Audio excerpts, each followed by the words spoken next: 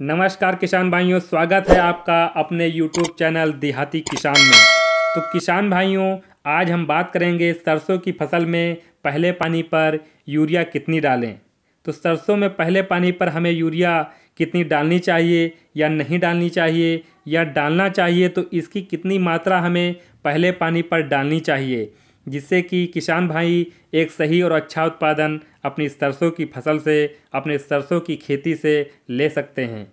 तो इस वीडियो में आपको बिल्कुल सही एवं सटीक जानकारी दी जाएगी। या फिर किसान भाइयों, यूरिया के साथ कौन कौन से खाद और डालने चाहिए, जिससे कि हमारी जो सरसों की फसल है वो अच्छी तरीके से ग्रोथ कर सके और उसके ऊपर नई नई टहनियाँ ज़्यादा मात्रा में बन सके, और नई नई उसके अंदर जो हमारी फलियां बनती हैं, फलियों की संख्या ज़्यादा बन सके और हमें एक अच्छा उत्पादन सरसों की फसल से प्राप्त हो सके।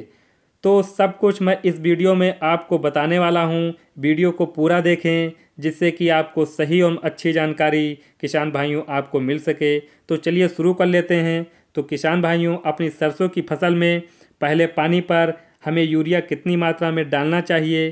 किसान भाइयों, यदि आपने पहले पानी पर यूरिया नहीं डालते हैं तो इससे आपको बहुत सारे नुकसान देखने को मिलेंगे, क्योंकि यदि आप दूसरे पानी पर यूरिया की मात्रा ज़्यादा भी डाल देते हैं तब भी आपको कोई भी बेनिफिट देखने को नहीं मिलता, क्योंकि जो पहले पानी की बात होती है वो अलग ही रहती है। क्योंकि कहीं कहीं पर 2 सिंचाई होती हैं सरसों की, और कहीं कहीं पर 3 सिंचाई किसान भाई कर देते हैं, क्योंकि जहाँ पर रेतीली मिट्टी है वहाँ पर 3 सिंचाई करने को भी आवश्यकता पड़ जाती है। लेकिन हमारे यहाँ 1 या 2 सिंचाई के अंदर ही हमारी सरसों की जो फसल होती है ये पक कर तैयार हो जाती है।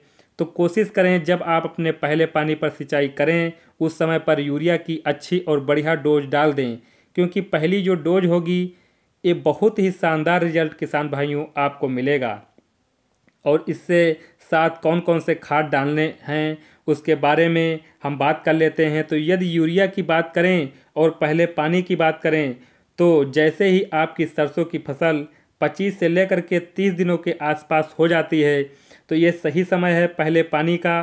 तो इस समय पर आपको पहला पानी किसान भाइयों अपनी सरसों की फसल के अंदर लगाना चाहिए, और इसी समय पर आपको यूरिया और अन्य खाद को भी डाल देना चाहिए।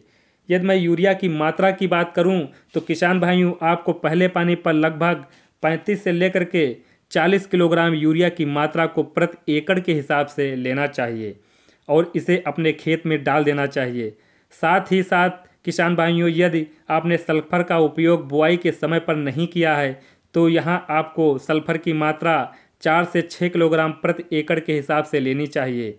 और यदि किसान भाइयों आपके खेत में दीमक का अटैक है या किसी और कीटों का अटैक है तो यहाँ पर आपको 3 से 4 किलोग्राम जो रीजेंट आता है, रीजेंट की मात्रा भी ले सकते हैं। और इन तीनों को अच्छी तरीके से किसान भाइयों एक साथ मिलाने के बाद अपनी सरसों की फसल में आप बुआई कर दीजिए और अपनी सरसों की पहली सिंचाई आप कर दीजिए। यदि आप ऐसा करते हैं तो आप सरसों की फसल जो होगी अच्छी तरीके के साथ ग्रोथ करेगी, अच्छी तरीके के साथ अंदर हरापन आएगा, और किसान भाइयों इसके अंदर नई नई टहनियों का निर्माण होगा और इसके अंदर जो फलियां बनती हैं फलियों की संख्या भी ज़्यादा होगी, जिससे किसान भाइयों आपको आने वाले समय में एक अच्छा उत्पादन सरसों की फसल में मिलेगा। तो इस तरीके से आप पहले पानी पर आप इन तीनों खादों को डाल करके अच्छा उत्पादन प्राप्त कर सकते हैं। तो ये रही सरसों में पहले पानी पर यूरिया की कितनी मात्रा आपको लेनी है और कब पानी लगाना है, इसके बारे में छोटी सी जानकारी रही। और यदि वीडियो पसंद आई हो तो वीडियो को लाइक, कमेंट और सब्सक्राइब करना बिल्कुल ना भूलें। नमस्कार।